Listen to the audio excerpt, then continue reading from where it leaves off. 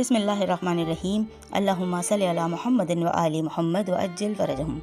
ہم بات کر رہے ہیں سورہ مریم کی۔ سورہ مریم پارہ نمبر 16 میں ہے۔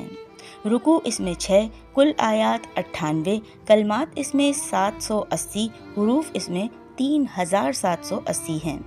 آیت نمبر 2 کا ترجمہ یہ ہے کہ یہ اس رحمت کا ذکر ہے جو آپ کے رب نے اپنے بندے زکریا پر کی تھی۔ اس آیت میں اس بات پر روشنی ڈالی جا رہی ہے کہ اللہ تعالیٰ اپنے صالح بندوں کی خواہش کس طرح پوری کرتا ہے۔ اگر بندہ خلوص دل سے اللہ تعالیٰ سے اپنی ساری امیدیں وابستہ کرتا ہے تو ظاہری وسائل کے فقدان کے باوجود اللہ تعالیٰ اسباب پیدا کرتا ہے۔ حضرت زکریا علیہ السلام خود بڑھاپے میں ہیں اور ان کی زوجہ پہلے ہی بانجھ ہیں۔ سامعین محترم، جناب زکریا علیہ السلام جناب ہارون علیہ السلام کی نسل سے تھے اور بنی اسرائیل کے دور کے عظیم نبی تھے اور رشتے میں جناب مریم سلام اللہ علیہا کے خالو تھے۔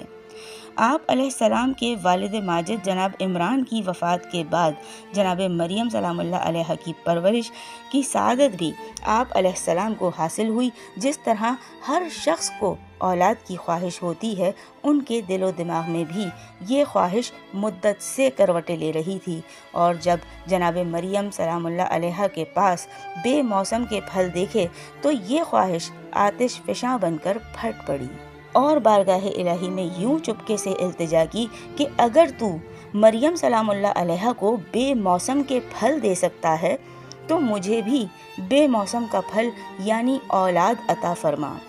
اس وقت جناب زکریا علیہ السلام کی عمر 118 سال تھی اور ان کی بیوی بھی بانجھ تھیں۔ جی سامعین گرامی، یہ تھا سورہ مریم کی آیت نمبر 2 کا ترجمہ۔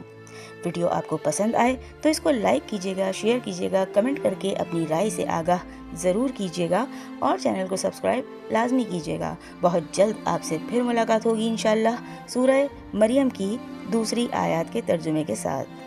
جب تک کے لیے اللہ نگہبان۔